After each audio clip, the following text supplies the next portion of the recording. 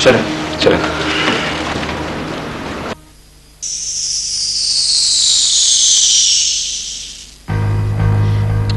मुझे तो समझ में नहीं आ रहा ये हुआ क्या है। पैसों को गम खाया जा रहा है मुझे तो। तुम्हारे ख्याल में सनू पर कहाँ रूपोश हुई है? पेरेंट्स यहाँ नहीं है, एक भाई है, उसके यहाँ भी पुलिस छापा मार चुकी है। मुझे लगता है शकील ठीक कहता है। उसने कल रात को सनोवर को गजनफर के साथ देखा है।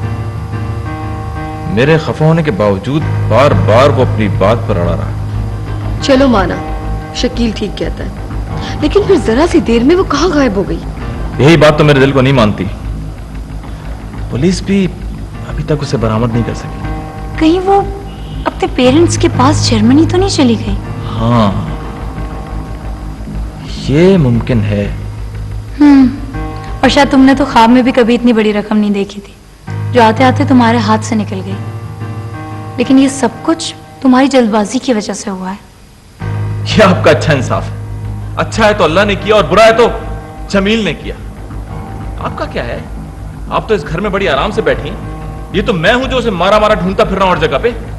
और जिस दिन वो मिल जाएगी ना, उस दिन आप अपने 5 करोड़ का हिस्सा लेने के लिए फौरन हक जा देंगे।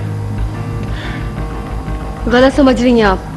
उस दिन सब कुछ जमील ने प्री प्लान किया था, लेकिन शकील ने ऐन वक्त पर शोर मचा के गड़बड़ कर दी सब कुछ। नाजो ठीक कर रही है। सारा किया धरा शकील का है। मैं तो किसी न किसी बहाने सनोवर को मना लेता और बॉन्ड उससे हत्या लेता। तो शकील बीच में आ गया और सारा काम गड़बड़ हो गया। तलाक भी हो गई और सनोवर चली गई और साथ में हमारा बॉन्ड भी लेके चली गई। और शायद इसमें थोड़ा थोड़ा कसूर सबका है।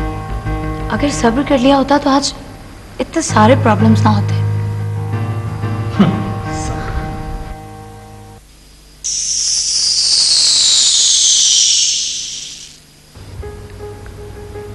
क्या बात है मम्मी, शेरी नहीं आया अभी तक? आ चुका है। मैंने उसे सौदा लेने के लिए भेजा है ताकि मैं तुम्हारे साथ खुलकर बात कर सकूं। खास बात है क्या? कोई खास बात? बहुत खास बात है। लेकिन तुम मुझसे एक वादा करो कि ये बात तुम किसी से नहीं कहोगे। ओह, तो क्या आपको मुझ पे एतबार नहीं है? नासिर मियां, एतबार तो मुझे खुद से ज्यादा तुम पर है। यकीन मानिए मम्मी, मैं आपके एतबार को कभी टूटने नहीं दूंगा। नासिर मियां, मैं सनोवर के बारे में बात करना चाहती हूँ। इस घर में उस बच्ची के साथ बहुत ज्यादती हुई है। कयामत गुजर गई। क्या आप कह रही हैं? यकीन नहीं आ रहा। यकीन कीजिए, अब मैं वो जरदाद नहीं रही।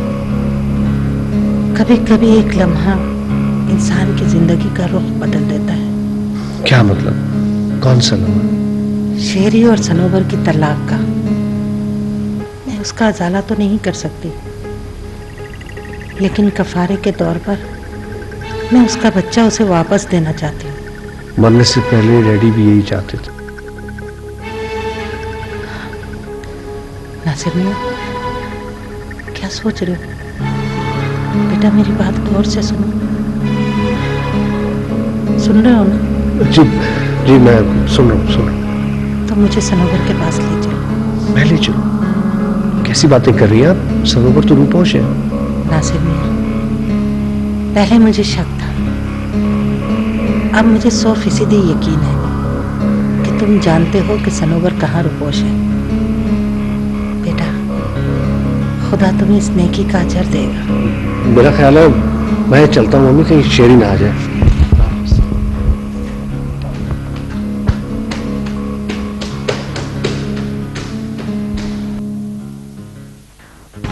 हाँ भाई, सारे कीड़े तो हम में पड़े। वैसे शरी, अभी मैंने और तुम्हारी बहन ने बाहर तुम्हारे लाडले चहीते नासिर भाई को गाड़ी में बैठते देखा, जो हमें देखकर ऐसे गाड़ी भगा के ले गए जैसे उनकी कोई चोरी पकड़ी गई। क्या नासिर मियां आए थे?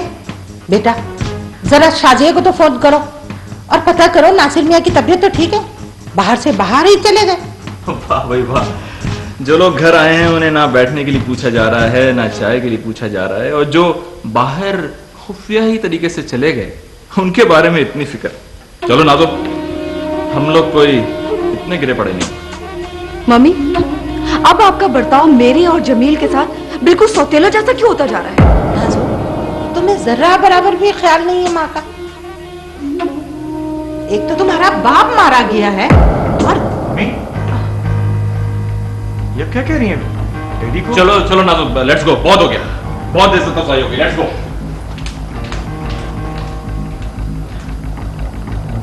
शाहजी के घर से फोन रिसीव नहीं हो रहा, लेकिन आप क्या कह रही थी? डैडी को वाकई? नहीं बेटा, वो पता है क्या, जमील के सामने मेरे मुंह से ऐसे ही निकल गया।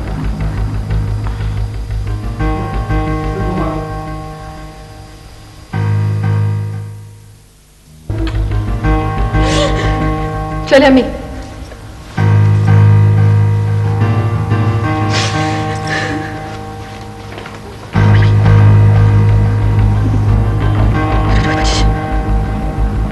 भाभी, मेरे लिए जाओ, मेरा बच्चा मुझे दे दो, दे दो मेरा बच्चा। आंखें खोले। ये क्या हुआ? मेरा बच्चा मुझसे छीन के ले गया। अब क्या होश में आए? आप मेरे घर में मौजूद हैं, या बाबर कैसे आ सकता है? आपने कोई ख्वाब देखा है?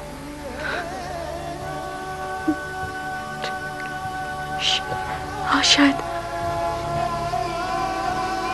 वो मेरा ख्वाब था, मगर मैं कितनी बदनसीब माँ हूं ना, ख्वाब में भी अपने बच्चे को सीने से नहीं लगा सकी।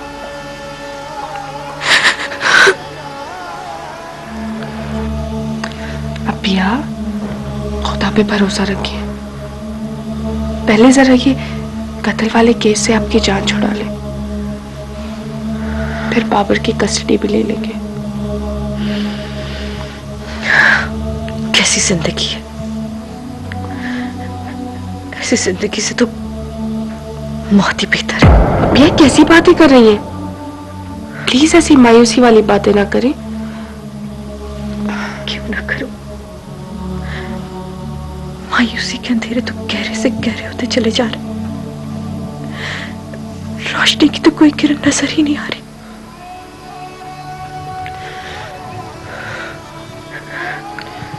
प्लीज इस तरह हिम्मत मत हारे।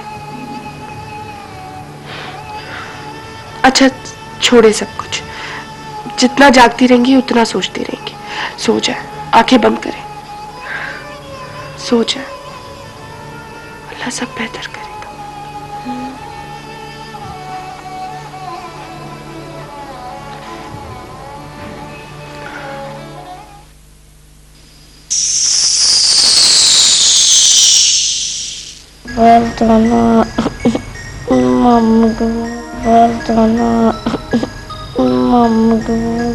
सुबह ले जाऊंगा बेटा, अभी सो जाओ। अभी मामा के पास ले जाऊंगा, मैं कह रहा हूँ ना।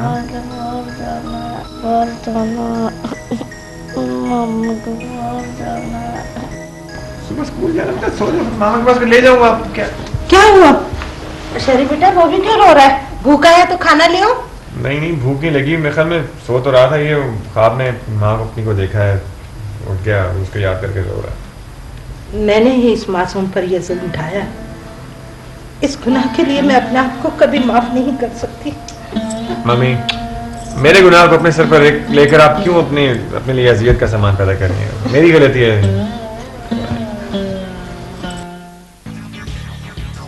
वाह, क्या पैंतरा बदला है सबके सबने।